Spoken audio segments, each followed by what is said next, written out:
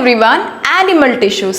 Many students said me that it is very confusing and very difficult to remember certain aspects. But in this video, let us understand everything about animal tissues in a very detailed way. Okay, so plant tissues is already over in the previous part of the video. If you have not yet watched, the link is given in the description. Please go and watch it. Okay, that was also a beautiful video. So coming to the animal tissue, right? So similar to the different varieties of plant tissue that has performed different functions, animal tissues are also of different types. Each and every tissue will do a specialized work inside a body. Okay, so we all have understood what actually we mean by tissue, all of organ system and all of that in the previous part. So now straight away coming to the animal tissue. Okay, right? See, right from blinking the eye, feeling the sensation of heat, cold, okay, lifting the hand, jumping, running, right, and lot of things are moving here and there inside our body. Okay, so who is doing all of this work? Yes, it is the tissues. Majorly the tissues are collectively working here. Okay, so different tissues does different works. Okay, so that is one thing you all have to understand. One tissue cannot do all the works. Different tissues are specialized in doing different works. Okay, so what are the different types of animal tissues that you are going to learn in the chapter? Number one, epithelial tissue. And I forgot to say, guys, I am attaching notes for each and every video. Okay, so I have shared my drive link, okay, in the description. Through the link you can get access to the notes. So the notes is just wonderful. Okay, so it can act as a best running notes for you. Okay, so go and check the notes in the description. So coming to the topic, as I already said, very important tissue, epithelial tissue. Okay, and the next one is connective tissue. Okay, so you have to be very careful in understanding the different types of connective tissues. Okay, so all of that I will discuss in the video. And very important, muscular tissue. And finally the wonderful nervous tissue. Okay, so four major tissues we are going to study: epithelial tissue, connective tissue, muscular tissue, nervous tissue. Okay, CE, C for connective, E for epithelial, okay, M for muscular, N for nervous. Okay, so CEMN. Okay, right? So remember this way. Now let us discuss everything about epithelial tissue here. So you know what? Epithelial tissue, it covers the body, right? Very important, and it acts as a lining. Inside the organs, inside the very important organs. So what do you mean by covering and lining? Okay, so remember in a shortcut way. So what is its duty? It's like covering and lining. So where is it present? I mean, where exactly it is present is as a cover and as a lining inside the organs. So what do you mean by covering the body? Your skin is epithelial tissue. Okay, so your skin is the barrier. I mean, it is the medium, right, between the outside environment and your internal body, right?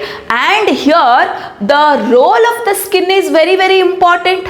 So the skin usually not allow any harmful microorganisms or chemicals to enter into your body. So the major duty of epithelial tissue is protection, guys. It has got so many other duty, but the major duty is a protection. Okay, so your entire entire skin is a epithelial. It is made up of epithelial cells or epithelial tissue. So this is one area where epithelial tissue is there all over the skin. Okay, and now it is also present as lining. It is also present as inner lining of organs. Okay, so we know what do you mean by organs, right? So lungs are organs, stomach is an organ, isn't it? Intestine is an organ. So like that we have so many important organs inside the body. Imagine I am taking a lungs, okay, right? And the inner part of a lung, imagine if you are going into the lung, okay, so the inner part of the lung has got a layer, guys, okay, so it has got a layer, and this layer is made up of epithelial tissue. Okay, so and here you need to understand the entire inner part of the lung is not completely filled up with epithelial cells. Only these epithelial cells is there as a lining. It is there as a covering in the internal surface of the lung. Okay, so why it is there as a covering? This is what we mean by lining. Okay, so the inner wall, right? So very important, inner wall. Okay, write down these points in your book. Inner wall of organs. Organs are covered with epithelial cells. Okay, epithelial cells, guys. So this is what we mean by covering of internal organs. So just like lungs, how I have shown, okay, even in the stomach, so we know this is the C-shape stomach, right? So the stomach internal wall is also covered with a lining of epithelial cells. Okay, so every internal organ, it's very, very sensitive. Okay, so they should not get damaged, okay, by any ways, right? So that is the reason the inner wall is completely covered with these cells called epithelial cells.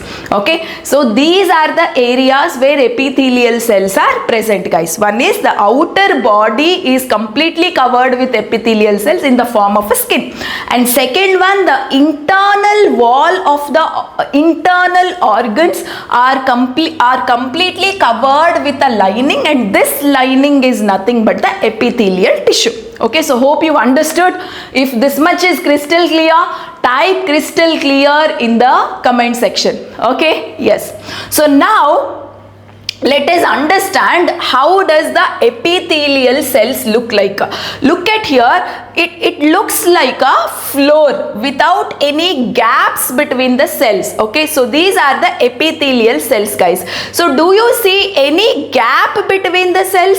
No, right? So this is very important. Very little space between the cells or no gap at all most of the times. Okay, and they are closely packed cells. Okay, so the cells are very close to each other. Okay, so closely packed cells, there is no gap between the cells, and it covers outside. I mean, it is there in the form of a skin, and it also there in the form of a lining inside the organs. Okay, so these are the general characters of epithelial tissue, guys. Okay, so you can see how close the cells are, how compact the cells are. It just looks like a floor. Okay, right? Yes. Now there are so many functions for epithelial cells.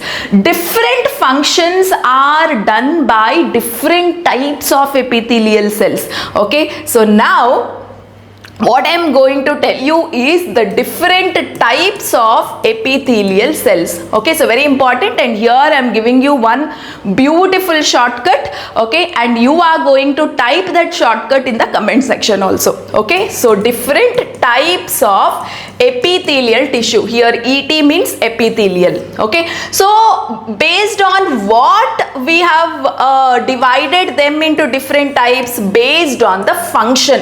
Okay, so epithelial cell is not just does protection work, it does so many things. So what are the works it will do? To remember that, I have coined a shortcut term. So just type this shortcut term in the comment section, MAPS. So the work of epithelial cells is MAPS. So what do you mean by M? M for movement. Epithelial cells helps in the movement of substances. Okay, so it can also help to move certain substances from one place to other place of a body. Okay, so it can help in the movement, it can help in the absorption. So especially the lining that is there in the small intestine. Okay, so in small intestine the nutrients are formed out of the food that we eat. Okay, these nutrients have to be absorbed by the lining and then it should be sent to the blood. Okay, so the inner lining of the small intestine helps in the absorption of nutrients that are formed in the intestine. Okay, so it will also do absorption work. Okay, and it will also do protection work. Protection work is very common. This is the primary work of epithelial cells actually. And then another interesting work, secretion work.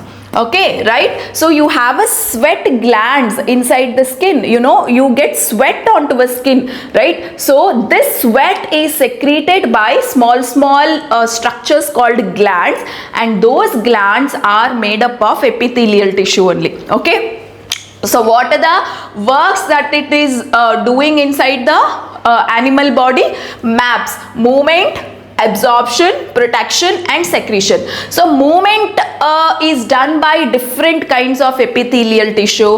Absorption is done by different type of epithelial tissue. Protection is done by different type, and secretion is also done by different type. So there are different types of epithelial tissue which does different work. And how they are different? They are different in their work, and also they are different in the way they look also. Okay, so let us understand 4 different types of epithelial tissue, guys. So the first one is squamous epithelium. We call it as squamous. Of course, there are these names are not mentioned in your textbook. They just gave it the different tissues, their work and their location, but I am giving their names. I am specifying their names. If you feel like they are interesting and if you feel it is easy to remember, you remember. Okay, but it's nice to remember their names, isn't it? So when you have different types, so when names are given, it is nice. That's why I am giving their names, though it is not there in NCERT. Okay, so squamous epithelial tissue. Okay, so how does this squamous epithelial cells look like? Okay, so they are single layer. So the first thing that you need to understand is this squamous epithelial tissue is just a single layer, thin, flat cells. Okay, so they are very thin and flat cells.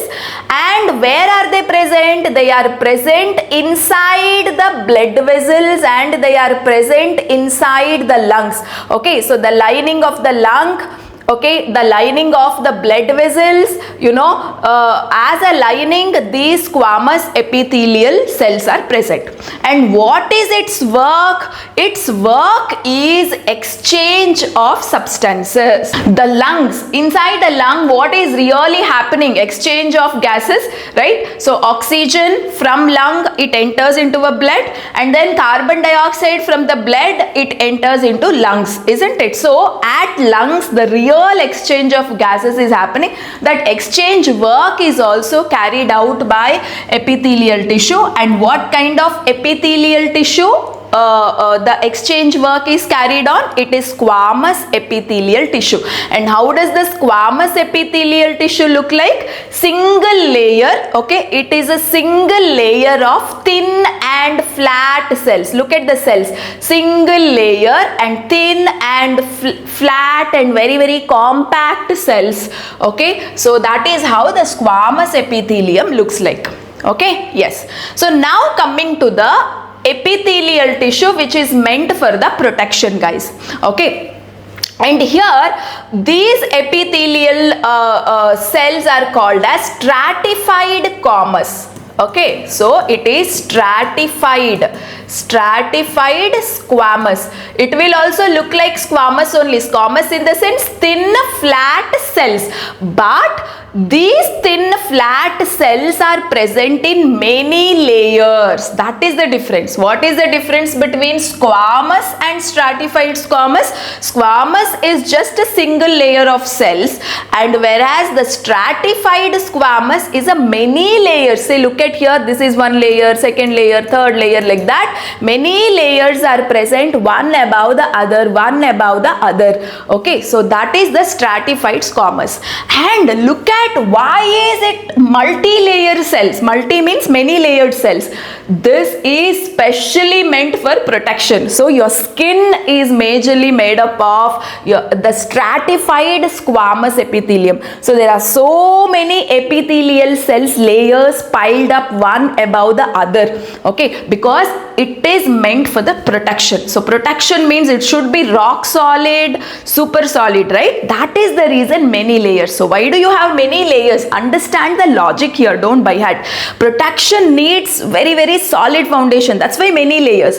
And exchange, if too many layers are there, the exchange of gases would become very difficult. No, so that's why the internal organs lining is a thin layer, single line layer, that is squamous. Understood? Depending on the work these tissues are doing, they are designed, guys. Okay, so where is it present? Where is stratified squamous is present? It is present on skin, mouth, esophagus and everything, because protection is very important, isn't it? So the next one is the cells, epithelial cells meant for the secretion.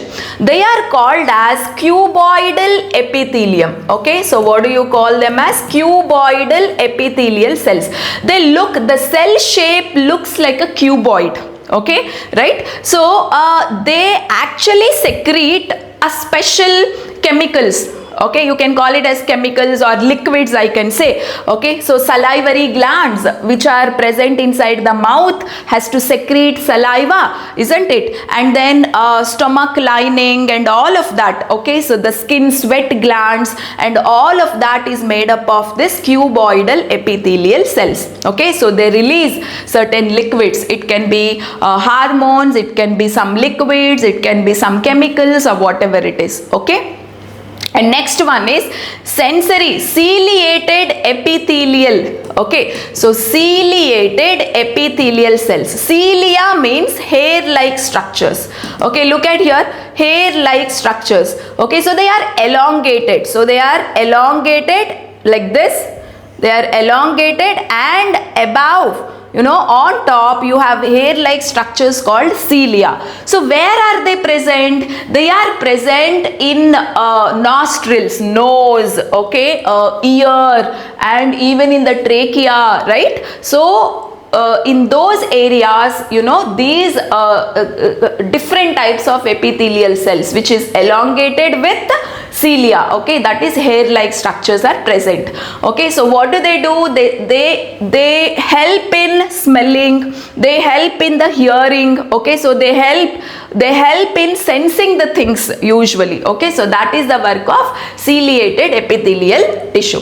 And now coming to another very important epithelial cells, columnar epithelium. So here the epithelial cells are very much elongated and they appear like different columns. Okay, pillar like cells. So how do they look like? Pillar like cells they have, and a single layer, actually this is a single layer tall cells. So where are they present? It is present in the small intestine, guys. Okay, so what is its major work? Absorption. I told you, no, in small intestine nutrients are formed, and these nutrients have to be absorbed and then sent to the blood, right? So that work is done by the columnar epithelial cells. Okay, so hope you understood squamous, stratified squamous, cuboidal, ciliated and columnar epithelial cells. So what you need to know, where are they present, how they look and what work they do. So three things you need to learn about all of this. Where are they present? Okay, what work they do and how they look, whether it is a single layer with flat, double layer, cuboidal, elongated with hair and here pillar like cells. Okay, so they look different in their structures. Okay, so that's all about epithelial tissue. So next we are going on to very beautiful tissue, that is connective tissue. Guys, as the name itself says here, so this tissue connects one thing from another thing. Okay, but there are two types of connective tissue. So this is very important to understand. How many types of connective tissue, how many major types of connective tissues are there inside the body? Two. One is a blood, the other one is a bone. Okay, bone is also a connective tissue. Okay, both are connective tissue, but their characters are different, their functions are different. They look different, they behave different. Okay, so here the blood will act like a carrier. Okay, so it acts like a transport system. That's how it is a connective tissue. I mean, it takes the substances from one place to other place. Just like when you have to move from one place to other place, right? You go by bus or car or cycle. So all of that is a transport system. Just like that. So the blood is a carrier of substances from one place to other place. So that's how the blood is called as a connective tissue. That's how it is connecting, okay, different parts of the body just by taking substances from one part to other part. Okay, so that is the work of blood. And now how bone is a connective tissue? It literally physically connects one part of the body to another part of a body. Okay, so it is responsible for physical connection. Okay, so it's a physical connection. It's a medium between different parts of the body, guys. I mean, so there's a connection between you know, this part to this part, again from elbow to wrist. Okay, so there's a connection, again from here to here there's a connection, isn't it? So your knee to ankle there is a connection, from your thigh to knee there is a connection, right? So this is a physical connection that is there between the different parts. Okay, it will not take anything from one part to other part, but it connects physically. It gives that strength and rigidity, you know, inside the body by connecting one part to other part. Okay, it is that skeletal system. So it's a part of a skeletal system. Okay, yes. So that is the work of different connective tissues here.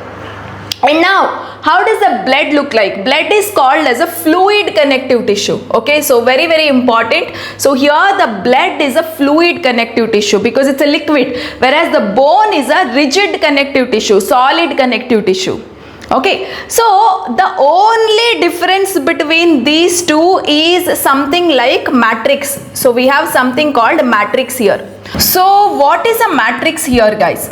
So matrix is a medium. Okay, so it is a medium where cells are suspended in the sense spread. Cells are present, suspended. If you feel the suspended word difficult, understand it as present.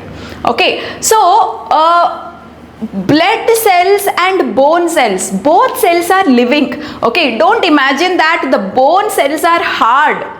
Okay, until and unless it is dead, something cannot become hard, right? So when something is living, it should be soft and delicate only. So even bone cells are small, delicate cells only. Okay, but in case of bone, this soft, delicate cells are spread in the mixture of minerals. Okay, those minerals are hard. Okay, those mineral mixture is rigid. Okay, so that is the matrix here. Okay, so in case of bone, the matrix the matrix is hard. I mean the medium or the surface where the cells are spread, so that is the matrix. Matrix is hard. So here in case of bone, the matrix is the mineral matrix. Okay, so you will have calcium, phosphorus, potassium combination. Okay, so in case of blood, the matrix is liquid. The matrix is liquid here. That's the only difference. Okay, right? So the liquid is called as plasma, right? So here the blood cells are spread in a medium. That medium is nothing but matrix. So in blood the matrix is liquid, whereas in the bone the matrix is solid. Okay, it's a mixture of minerals, different minerals. Okay, so both have got the delicate, soft, living cells only, but the medium in which they are spread is different. That's it. Okay, so both are connective tissues only. So let us understand about the blood. What are the different blood cells that we have? Okay, say very important. Let me give flow chart in this way, guys. So the blood has got solid part, that the cells part, which is called as blood cells. Okay, and it has got a matrix, right? So these blood cells are spread in the matrix, right? The liquid matrix. Okay, so liquid matrix, and that is called as plasma. So these are the two major components of blood. So now, the blood cells are again of three different types. Number one, RBC, red blood cells we call, red blood cells. Okay, number two, WBC, white blood cells, and number three, it is platelets. Okay, so these RBCs, WBCs, platelets, all are spread across the liquid which is called as plasma. Okay, so now RBC is very important, and it lives only for about 120 days, so that means about 4 months. So the lifetime of RBC is just 4 times. Every time it bonds and it dies, bonds, dies, and that's how it happens for every 120 days or 4 months. Okay, and now this RBC contains a very important chemical here. Okay, so this contains hemoglobin. Okay, and this hemoglobin chemical is red in color. Okay, so that's why RBCs are red. So more number of RBCs are present in the blood. That's how the blood looks red in color. So why is the blood red? Because of the presence of pigment called hemoglobin. So what does this hemoglobin do? This hemoglobin carries oxygen. So we want oxygen to be carried to each and every cell, isn't it? So who carries the oxygen? Blood. What actually inside the blood carries oxygen? It is the hemoglobin. Where is the hemoglobin present? Inside the RBCs of the blood. Okay, so that is the story. So this is the work of RBC, guys. So now what is the work of WBC? WBC cells are very important to fight against infection. Okay, so they fight against infections, guys. Okay, so whenever certain microorganisms enter into your body, these WBCs will come near the site of infection, and they'll try to rectify it, they'll try to recover it. Okay, so it's a part of immune system. Immunity cells we say, no, so they are actually indirectly WBC cells only. Okay, now platelets duty is to clot the blood, clotting. Okay, so whenever there is a cut or a wound, the blood flows initially, some very little negligible amount of a blood, but immediately it will get clotted. So these cells inside the blood are responsible for forming those clots at the site of cut or wound. Okay, right? So this is all about the blood. What are the different components and what is the function of each and every blood cell. So now let us see the activity that is there inside your NCERT textbook here. See, when you get a small cut on your skin, okay, so can you tell me what happens when small cut happens on your skin? Okay, so the blood oozes out from the cut. The clot is formed after some time. Yes or no? So the some amount of blood comes out, but clotting starts. So why is the clotting happening is the question that they are asking. So what is responsible behind the clotting? So what kind of blood cells are responsible behind the clotting? It is actually platelets.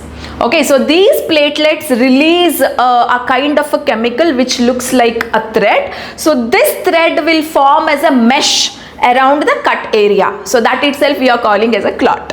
Okay, yes. So now when you get a skin infection, what happens? Say some harmful microorganisms entered into my body. So this body got infected. This part of a body got infected. So how does your skin look? Red, swollen, right? So actually that is called as inflammation. Okay, so that's called as inflammation. So what is responsible? Why is your body, why is that part is becoming red and swollen? It's because the WBC cells are accumulating in that part and they are trying to fight against that infection. Okay, so wherever you have the body part swollen, okay, when it is become red, it means that there is some infection over there and WBC cells have come and that is fighting against the infection.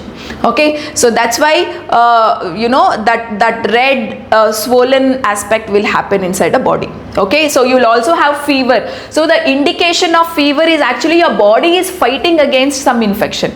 So the fever is an indicator here. Okay, fever is not actually bad. Everybody type, fever is not bad.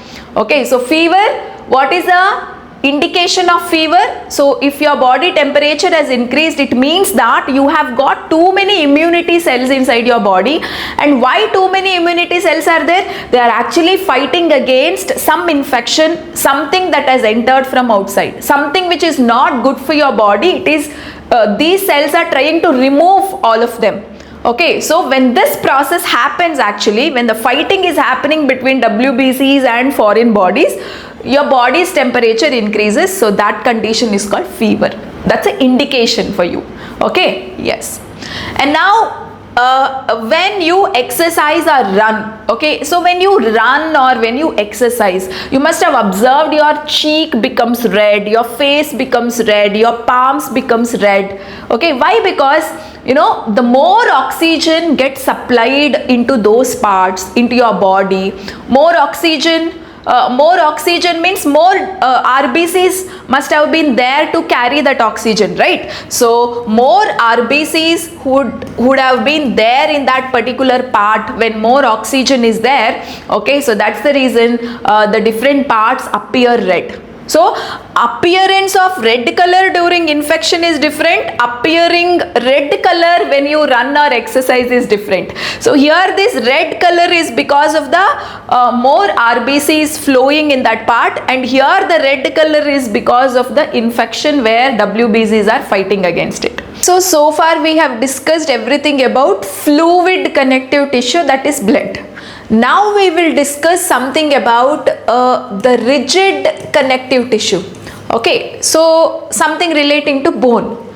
Say now, not only the bone, there are other connective tissues also, okay, which look like bones but they are not bones. Okay, say connective tissue majorly two types: fluid connective tissue, that is blood, and the rigid and the tough connective tissues, majorly the bone. But not just the bone, there are other connective tissues similar to bone, okay, connected to bone in fact. Okay, so all of that we will discuss. So rigid connective tissues, okay, little hard connective tissues, I can say. CT means connective tissue.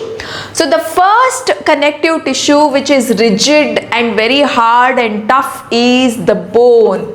Okay, so when you touch your shoulders, you have a bone.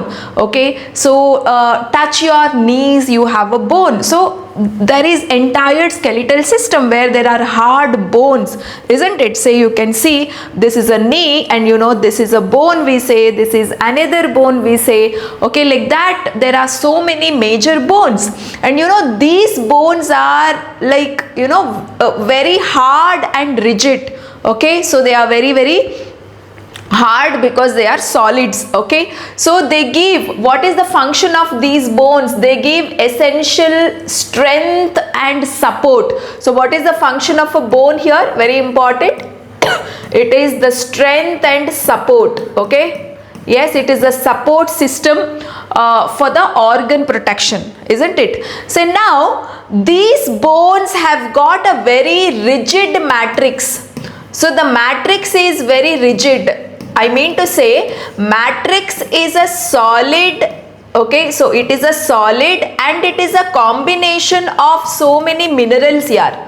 Combination of minerals like calcium, potassium, okay, all of that, isn't it? So in bone the matrix is very, very rigid. Okay, because it's a solid one which has got a group of minerals, chemical elements, right? So that is about the bone. And now coming to the next connective tissue, which is not like a blood. It is not as liquid or fluid as blood, and it is not as tough as bone also. So it stays somewhere in the intermediate, that is cartilage. Okay, so this is another connective tissue which is soft. Okay, so which is soft, right? So it is neither fluid nor solid, I can say. Okay, so its nature is intermediate between a bone and a blood, guys. Okay, so where is it present? Ear. Okay, so if you just bend, you can bend your ear, it's very, very soft. What do you think your ear has got? How can you bend? Say you can bend and release. When you release, it is going to its original shape, isn't it? Right? So that area contains a smooth, you know, smooth connective tissue called cartilage. Okay, so it gives flexibility and cushioning effect for the organ. Okay, so that is the function of cartilage, right? And it has got a very soft matrix. So the bone has got a rough matrix, no? So here the cartilage will have the soft matrix. Okay, but not liquid. But not liquid like the blood has. Okay, solid only, but it is soft and flexible. So that is what about the cartilage. Okay, yeah. And now coming to another very interesting connective tissue, that is tendon. Okay, so tendons are something, these are the connections between muscle to bone. Okay, say you will have tendons here. Okay, so you will have a muscle which is connected to a bone. Bone is very hard, muscle is different. So you will have a connection. It is a connection between muscle to bone. Okay, you can see your fingers, you can make it up, down, and you can rotate your fingers because there is something called tendons, you know, that is working. Right, so that is allowing the movement of both muscle and bone. Okay, so it's a connection between a muscle and bone, that is called as tendon. Okay, similarly you have a connection between bone and bone. See here, so this is one bone and this is another bone. So there are connections between one bone and another bone. Those connections are called ligaments. Okay, so you will have them in a knee. You sit in a chair and you try to lift your knee. Okay, it will get lifted up to certain height, but after that it cannot get lifted because you have the ligaments which connects one bone to another bone. Okay, so if I have to show their structures, you know, this is how the bone, which is bone cells, actually bone which is very, very rigid. Okay, so very tough and very hard. Okay, so they are specially meant for the support and protection and strength. And now look at the cartilage, it's very flexible and cushioned. So where is it present? Majorly in the ear, you can see it gives that flexible and cushion effect. Okay, and next you look at the tendon here. See, this is a bone. Okay, look at this structure. Say this much is the bone here, and this is a muscle. This brown color thing that you see is a muscle. So this is a muscle, okay, and this is a bone. And now you see this connection which is white in color, isn't it? So this connection is in a white in color. So that white color connection that is there between a bone and muscle is called as tendon. Okay, right? So it transmits the forces to pull the bones and bring about active movement. Okay, so these tendons will pull the bone and it will make muscle to move, isn't it? So that is a function of tendon.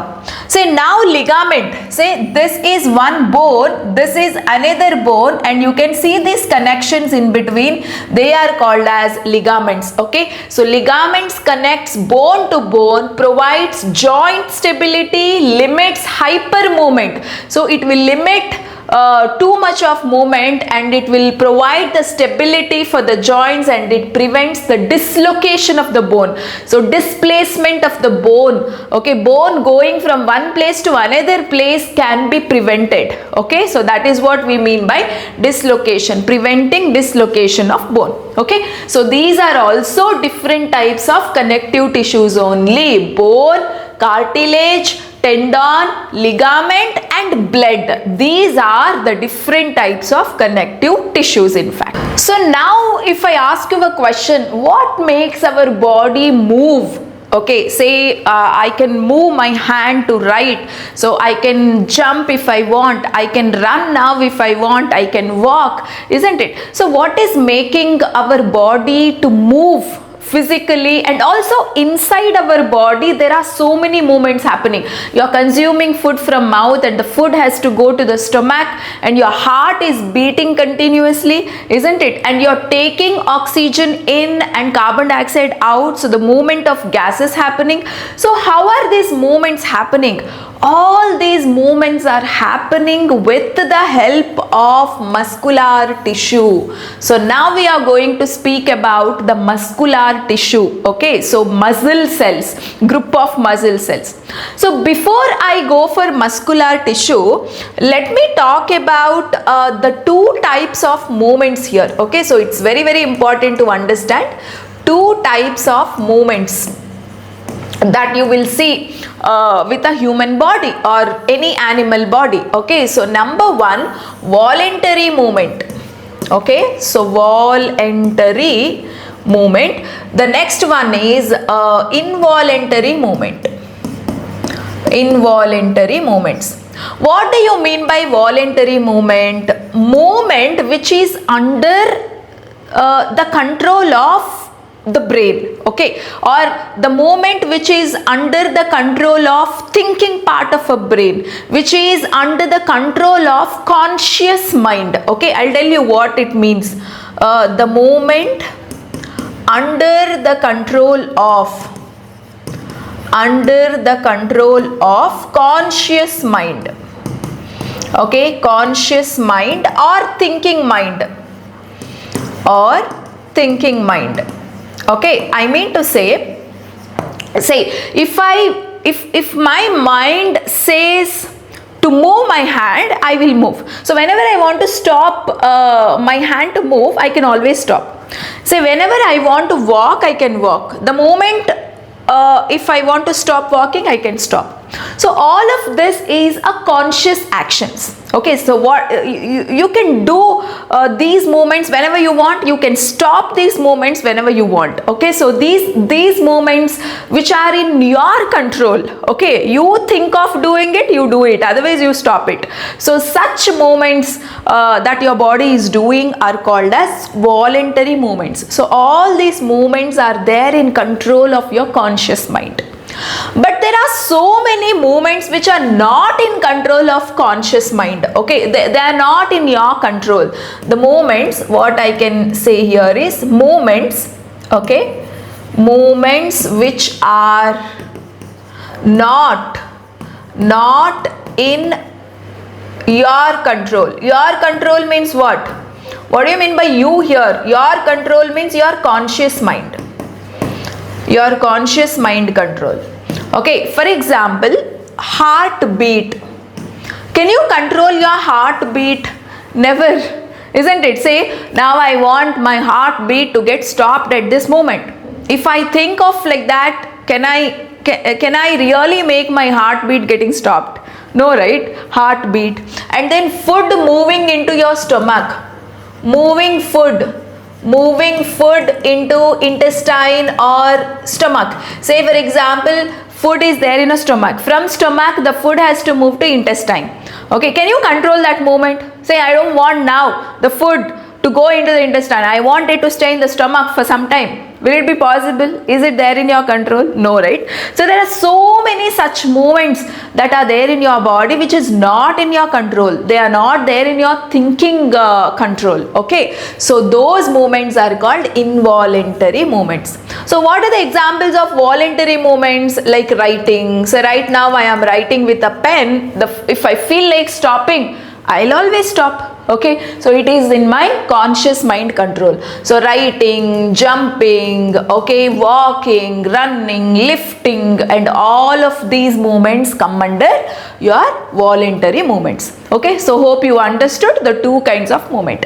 So why did we discuss the two kinds of movements here? Because voluntary movements are controlled by different muscle tissue, and involuntary movements are controlled by another kind of muscle tissue. Okay, so we are going to talk about the three major types of muscle tissue. So what are the three major types of muscle tissue is? Okay, so let me just show you in the next slide. Skeletal muscle tissue, which can also be called as muscle fibers. Okay, so these are also called as muscle fibers or skeletal muscle tissue, and this is smooth muscle tissue. Smooth muscle tissue, and this very special kind of muscle tissue is cardiac muscle tissue. Cardiac muscle tissue. So these are the three types of muscle tissue: skeletal muscle tissue or muscle fibers, one and the same, smooth muscle tissue, and cardiac muscle tissue. So let's understand how does the skeletal muscles look like. Look at here, they are long, yes, so they are very long, and they are polynucleated. See, if you look at this one muscle, look at here, this is one muscle, okay. So this is one muscle. Here is a nucleus, here is a nucleus, here is a nucleus. So too many nuclei you will have in a single muscle cell. Okay, so that's why we call it as many nuclei or polynucleated, and they are very long, unbranched. Single fiber you will find, you will not have any branches. Okay, right? And they are striated. Look at here, bands. What do you mean by striations here? Striations in the sense light and dark bands. Light and dark bands. Look at here. Say this region is light in color. Again dark, light, dark, light, dark. Just like the stripes that you find in zebra. If you look at zebra, you will have white stripes, black stripes, something like that. Light, dark, light, dark, light, dark bands are there on the cells. So that is what we call striations. Okay, so why these light, dark bands? It's because of the special protein that is present. Okay, say in the lighter area, the protein arrangement is different, and in the darker area, the same protein arranged in a different way. Okay, maybe the different proteins also can be present. Okay, so depending on the protein arrangement, muscles are made up of proteins. Everybody write in the comment section, muscles are made up of proteins majorly. Okay, so these protein arrangements are different in different regions. So depending on the protein arrangements, that is showcased outside in the form of these bands, and these bands are called striations. Okay, if the concept is clear on striations, say S in the chat section. Okay, so remember the properties of skeletal muscle tissue. They are long cells, many nuclei they have, they are striated and they are unbranched. Okay, and where are they present? They are present everywhere in the body where voluntary actions are done. Say they are present here. Okay, so because you have to lift your hand. Okay, so all the voluntary movements are done by skeletal tissue. So what kind of movements are possible using muscle fibers? Voluntary. So these muscles are present on arms, you know, they are present on elbows. Okay, and they are present in thighs, you know, calf muscle, legs, hands and everywhere. Okay, so they control the voluntary movements actually. Okay. So now coming to the smooth muscles.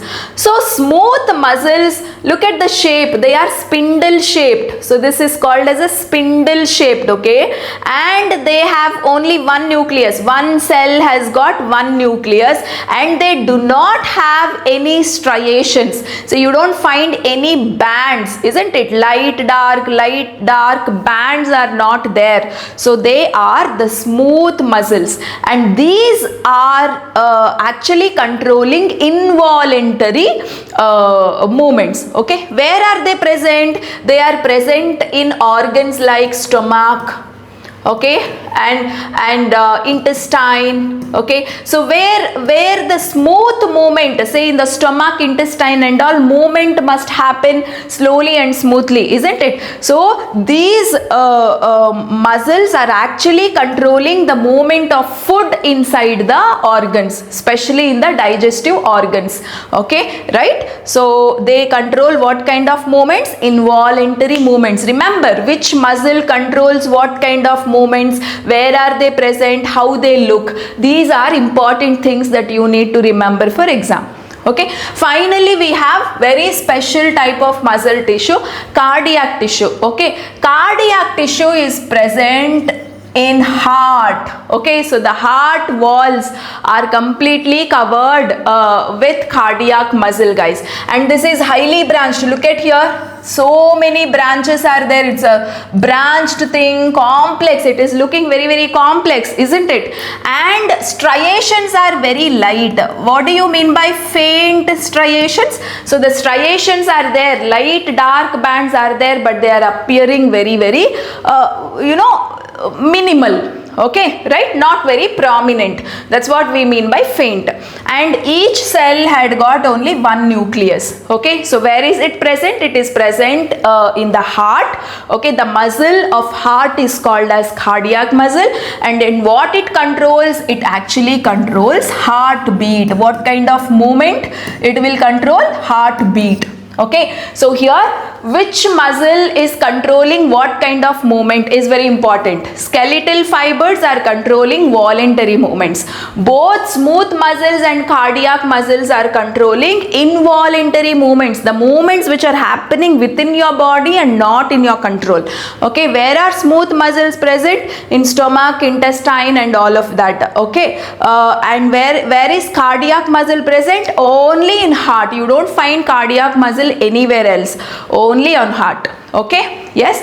And if I have to show the beautiful picture that is there in your textbook, look at here guys, see on your arm, right? So in your hand you have this skeletal muscle, isn't it? So this is a skeletal muscle, guys. Okay, so this is how it looks. This is one skeletal muscle cell, this is another cell. Look at here, so many so many nuclei you will find, and also bands you would find.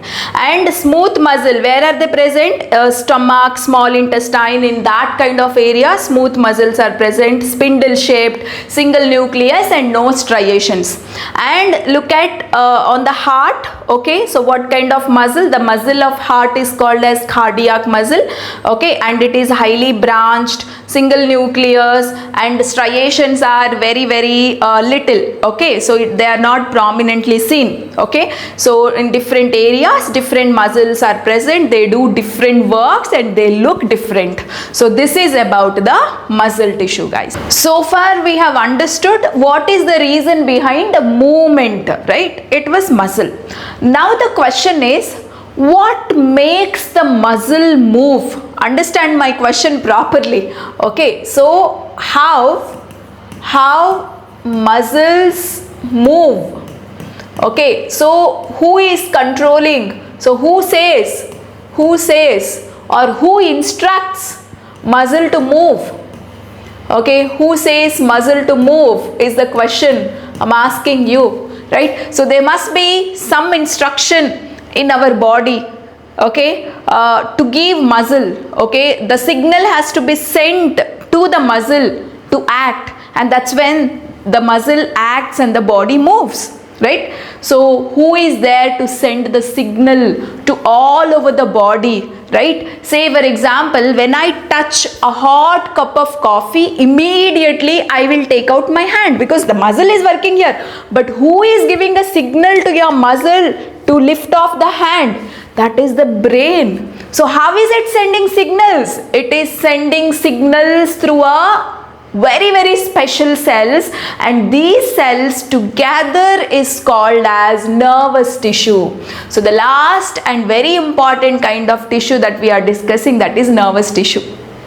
Okay, so it is a communication network. Okay, so it's a wiring system inside our body. So there are so many wires which look like electrical wires. Okay, so the purpose is how electricity passes in a wire, right, so fast, right, in the spark, right, so within a as a spark. So just like that, you have wires inside your body where the communication happens. Messages will be sent to different parts of the body. Who sends the messages? Brain is the manager of this body. So the brain sends signals through these wires, and those wires, okay, are the special cells, and the group of those special cells itself is a nervous tissue. Okay, so now I told you the special cells, right? Say before that I would like to tell you one thing. Okay, so imagine this is your head, right, and I'm just very casually drawing a human body here. So you have a brain here, right? So this is the brain, and attached to a brain you have a spinal cord. Your brain is like the manager and the spinal cord is like the compounder. I mean, if I have to give the example of doctor and compounder, yes. So every hospital is majorly managed by super person, doctor, but so many issues are taken care by the compounder also, assistant doctors also. So brain is like a doctor and the spinal cord is like the assistant. Okay, so both of them they keep giving messages, they keep sending messages to different parts of the body to do their works. But how do they send messages? You have a connections, so you have a wire connections to all parts of the body. So these are the thin wires, and these wires are the special cells which we will call it as neurons, and they look different. Okay, so how does a neuron look? Look at here, this is one neuron. Like this you have millions and millions of neurons inside your body. Okay, so they get arised from the brain or they get arised from the spinal cord, and they get connected to different parts of the body. So this is the structure of one neuron. So understand the different parts of the neuron here. So it has got a hair-like structures, right? So these are called dendrites. Remember the name dendrite. Okay, so these are the one which actually detect what is happening in the environment. I told you, when you touch a hot cup of coffee, so the coffee is very hot. Okay, so that hotness signal is passed to your brain. Then brain will think what has to be done. Then again brain will send signal to another neuron to this part. Only then your hand will get lifted off. Okay, so now the neurons which are there in your hand, they are detecting the change that is happening. Okay, so which part of a neuron is doing that work? Dendrite is doing that work. So what is the duty of dendrite here? To detect the stimulation, or change change that is happening on your skin or whatever it is. Okay, that is the work of dendrite. Now that information will pass from dendrite and it will come at the center of the neuron. This is called as cyton or cell body. Here you have a nucleus. Now the signal will pass and these messages are passing in the form of electricity to this longest pipe. This longest pipe is called as axon. Okay, now the messages will go to the nerve endings. These are called axon terminals, or you can also call them as nerve endings. Okay, from nerve ending the signal can directly go to the brain, or there can be another neuron from here. Okay, from this nerve ending the signal will go to the next neuron, and that's how it reaches the brain. Okay, similarly the brain, if it has to send the information to different parts, it's the same thing. Okay, right? So dendrite, what it will do, it will detect the stimulation or the change, and that information is passed through cyton, then axon, and then nerve ending. Like this the information gets passed in the nerves. Okay, right? So that is all about the nervous tissue in brief, guys. So now let us discuss about before we go for the joints, let me discuss something about, you know, musculoskeleton system. Okay, so what is this musculoskeleton system? See, it's nothing but it's a group of organs, you know, they work together as a team, okay, with respect to movements from our body, right? So what is the group of organs together is called as musculoskeleton system? Bones, cartilage, muscles, tendons, ligaments and joints. Okay, bones, cartilage, muscles, tendons and ligament. We know bone, okay, they are for strength and support. Cartilage, this is also another kind of connective tissue, right? Joints are there in between the bones, especially. Muscle is very important. Muscle is a covering that is present around the bone. Every bone is surrounded by muscle only. Okay, see here the bone is there, no? So this is the bone. Look at here, this bone here got surrounded by this red color. What is that red and brown color thing? Muscle. So if you behind the skin, so if we strip off the skin, no, beneath the skin, this you will find something called muscle. Okay, so this muscle covers the entire bone, organs and all of it actually. Okay, so muscle is very important. Then tendon, you know, and ligament. Okay, so ligament is bone to bone connection. Okay, tendon is a connection between bone and muscle, isn't it? Okay, so all these together is called as a musculoskeletal system. Muscle plus skeletal system. Skeletal system involves your bones, joints, tendon, ligaments. All of this is a skeletal system. Musculo means muscular system. Okay, that is muscle. Okay, combination of muscles and bones is called as musculoskeletal system, and this musculoskeletal system is responsible for the movement. Okay, any kind of movement. For example, if this hand has to move, the muscle which is there in this area will contract. Okay, will become small in size. When it becomes small in size, it can able to pull the bone with some force, and that's when you can lift off the hand. Okay, understood? So together, I mean both bone and muscle together works, okay, to move a particular body part. So that is all about musculoskeletal system. And now you have something called joints. Okay, so let us learn what are the joints, what do they do, and what are the different types of joints. Okay, so if I go, yes, right, see there are so many different types of joints. These joints are present in different areas, guys. Okay, so look at here, ball and socket joint. Okay, so ball and socket joint and pivot joint, fixed joint, hinge joints. Okay, let me show their real pictures for all of you. Look at here, ball and socket joint. Okay, so where is it present? You can see here you will have a ball and socket joint. Okay, so because of this ball and socket joint, you can able to move your shoulder. See, you can rotate the shoulder, right? And this is quite flexible also in this position. Okay, see here, your shoulder bone, this is the bone that is there in your hand, and this is your jawbone. I mean, this is your collarbone, not the jawbone, collarbone, right? So this is called as a collarbone. Okay, so it's a joint that is found between a collarbone and your hand bone.